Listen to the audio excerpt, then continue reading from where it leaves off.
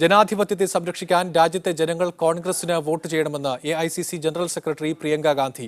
അധികാരം തന്ന ജനങ്ങളെ മറന്നാണ് BJP 5 കൊല്ലം ഭരിച്ചതെന്നും പ്രിയങ്ക കുറ്റപ്പെടുത്തി. മാനന്തവാടിയിൽ സഹോദരനും കോൺഗ്രസ് അധ്യക്ഷനുമായ രാഹുൽ ഗാന്ധിയുടെ തെരഞ്ഞെടുപ്പ് പ്രചാരണ പരിപാടിയിൽ സംസാരിക്കുകയായിരുന്നു പ്രിയങ്ക. യഥാർത്ഥത്തിൽ എന്താണോ അതിന് വിരുദ്ധമായാണ് രാഹുൽ ചിത്രീകരിക്കപ്പെട്ടതെന്നും പ്രിയങ്ക പറഞ്ഞു.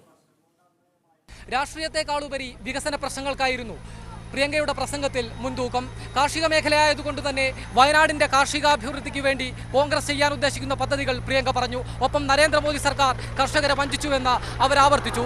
വയനാടിന്റെ മനസ്സറിഞ്ഞ പ്രസംഗമായിരുന്നു പ്രിയങ്ക ഗാന്ധിയുടേത്. കാർഷിക മേഖലയിലെ പ്രശ്നങ്ങളും ആദിവാസി ജനവിഭാഗങ്ങളോട് നരേന്ദ്രമോദി സർക്കാർ സ്വീകരിച്ച നടപടികളും അവർ എടുത്തു പറഞ്ഞു. From the moment it came to power, began to betray that faith. The Congress has always protected tribal land and tribal livelihood and will continue to do so.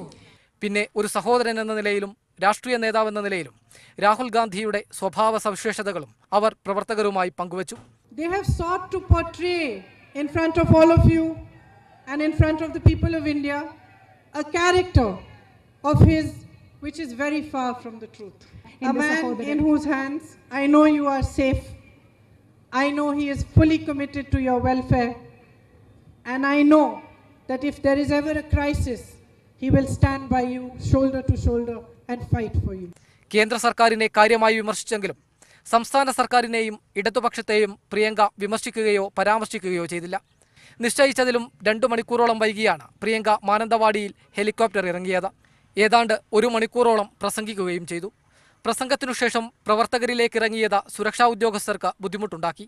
Ramesh Chennithala, KC Venugopal തുടങ്ങിയ നേതാക്കളും പ്രിയങ്ക ഗാന്ധിയെ അനുഗമിച്ചു.